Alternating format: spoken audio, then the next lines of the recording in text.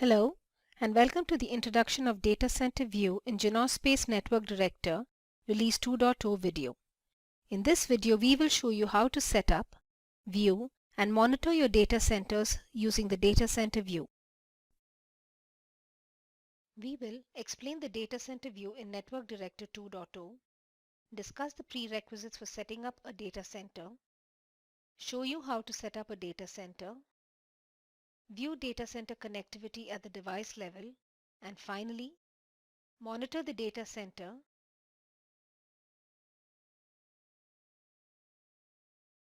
Data Center View is a feature introduced in Network Director Release 2.0. It enables you to set up, visualize, and manage your data center network. Data Center View provides a single view for both physical and virtual infrastructure. It provides holistic and correlated visibility into enterprise and private cloud data centers that comprise physical switch fabrics, virtual networks, virtualized and non-virtualized hosts, including VMware vCenter servers, VMs, and virtual switches. It supports cloud infrastructure controlled by the VMware NSX multi-hypervisor SDN-controlled environment and OpenStack, providing full visibility into overlay and underlay networks. You can create data centers in Network Director using Juniper Networks devices, cloud infrastructure, or a combination of both. Network Director supports three types of cloud infrastructure providers: VMware vCenter, OpenStack, and a combination of OpenStack and VMware NSX. In this video, we will use OpenStack with VMware NSX. Ensure that the APIs shown here are running on the server. The following prerequisites must be met before you can use the Data Center View feature. You must use Network Director version 2.0. For bare metal servers, ensure that you enable LLDP on the servers and the physical switches. Ensure that the devices are already discovered in Network Director and that all devices are available to be assigned to the data center. We will create and set up a new data center. After you log into Network Director 2.0, in the Views drop-down menu, select Data Center View.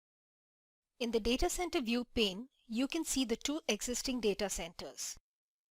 To create a new data center, in the Tasks pane, select Setup Data Center. In the Setup Data Center window, enter a name for our new data center and then click Next. You can choose to add the cloud infrastructure in your data center. If you select No, Network Director skips the cloud infrastructure screen and displays the network infrastructure screen where you must select the Juniper Networks devices that you want to add to the data center. We will go back and select Yes as we want to add cloud infrastructure to our data center. In the Cloud Infrastructure window, you can choose VMware vCenter, OpenStack, or OpenStack with VMware NSX. Refer to the Juniper Networks documentation site for the details on which versions of vCenter and OpenStack are supported by Network Director. For our setup in this video, we will demonstrate OpenStack with VMware NSX. In the OpenStack controller details section, enter the IP address or host name of the Keystone service, which is part of the OpenStack server. This is the default port that is used to connect to an OpenStack server. You can modify this and specify a port of your choice. If you change the default port, ensure that you change the Genospace firewall settings to open the port you specify. For our setup, we will retain the default. Enter the administrator username and password for this server. Note that the username and password must match the username and password that is configured on the server. In the NSX controller details section, enter the IP address of the NSX controller. This is the default port that is used to connect to an NSX controller. Again, if you change the default, ensure that you change the Genospace firewall settings to open the port you specify. Enter the administrator username and password for the NSX server. Network Director collects all information such as VMs, VTEPs, and VNI from the OpenStack and NSX controllers and provides a unified view. In the network infrastructure screen, we will choose the devices we want in our data center and click the right arrow button to add each device to the data center in the Selected Devices table. You also have an option to remove the devices from the table. When you are finished, the Setup Wizard will create the data center. Then, Network Director discovers the data center and displays it here. You can also view the status of the discovery. Select our data center and click View Cloud Discovery Status. Our data center is displayed with 100% successful discovery of its cloud infrastructure. Now that we've created a new data center, we will use the Data Center View feature of Network Director to explore the devices connected to our data center. In the Data Center View pane, select the data center that we created. Expand the data center. The navigation tree displays network devices, bare metal servers, and hypervisor servers. You can drill down further to view the devices and servers. Bare metal servers list the non-virtualized servers, and the hypervisor servers list the virtualized servers. Let's explore the data center view. You can zoom out, zoom in, drag the objects, and pan the view. By default, the data center connectivity window shows all the network devices, the bare metal servers, and the hypervisor servers along with their connectivity. You can also display the virtual machines or VMs. When you mouse over any object, a tooltip displays details about that object. When you mouse over a switch, the tooltip shows the name, IP address, platform, connection state, the alarms and their severity level. So this switch has 2 alarms in red and 3 in blue.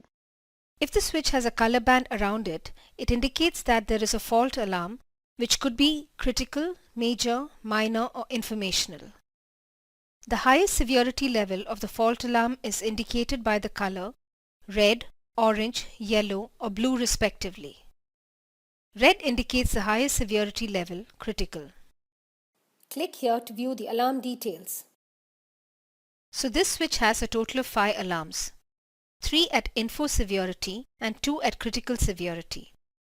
Because the highest severity level among these 5 alarms is critical, the color of the band is red, and the number of alarms at this severity level is 2. This switch is grayed out. It means that this switch is not managed by Network Director, though it has been discovered. When you mouse over a hypervisor server, a tooltip shows the details of the server, including its name, IP address, connection status, the host type, here it is a QEMU-based server, the number of VMs connected to this server, the cloud infrastructure, in this case it is an OpenStack with NSX server, and a link to view the active flows.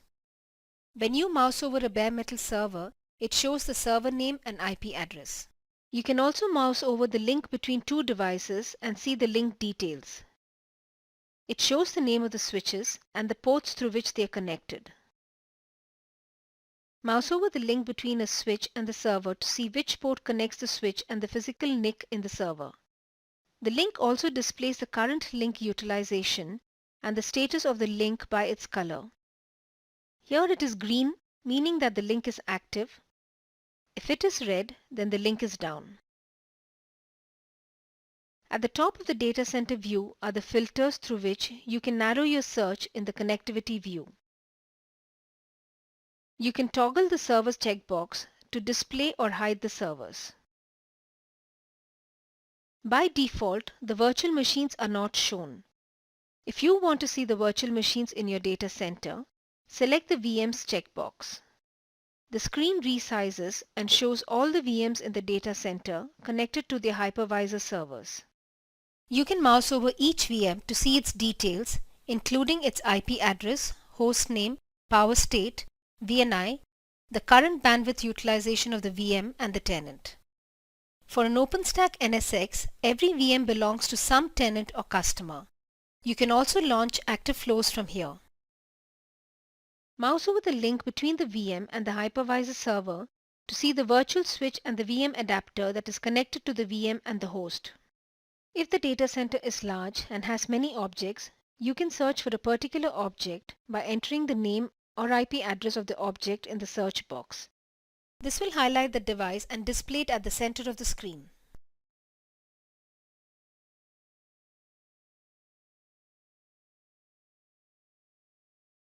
You can display only the VMs that belong to a particular overlay network. Click Highlight and select the overlay network. Choose an overlay, the VMs that are part of the overlay, the corresponding VTEP, and the immediate switches are highlighted. To clear the selection, unselect the overlay network. You can highlight all the VXLAN tunnel endpoints that are in our data center, including VTEPs on L2 gateways, by selecting VTEPs. You can mouse over these endpoint servers to view the VTEP IP address, the type of server, and so on. In this case, it is an OpenStack-based QEMU server. To monitor the data center, in the Data Center View pane, select the data center that we created and under Task Categories, click Monitor. The vSummary screen is displayed in which you can view the status of the data center, current active alarms and their details, the top hosts by bandwidth utilization, and the top VMs by bandwidth utilization. You can also drill down to any host in the data center to view the host NIC bandwidth utilization details, the list of the VMs in that host, and the utilization of those VMs. You can view all the outstanding faults that are on all the network devices of the data center by selecting the data center and clicking Fault. Click a specific device to display only the faults related to that device.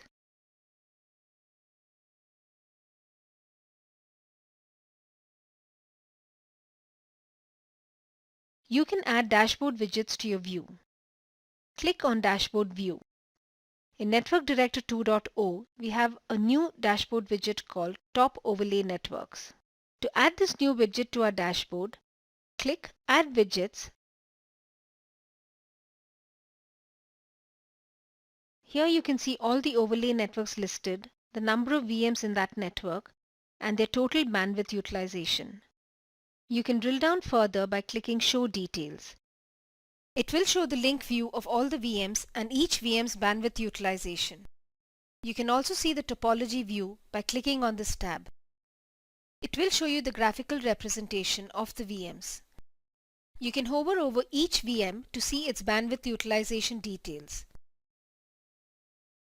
Thank you for watching this video. We are planning more Network Director videos and want to ensure that they are helpful to you. We welcome your feedback about this video.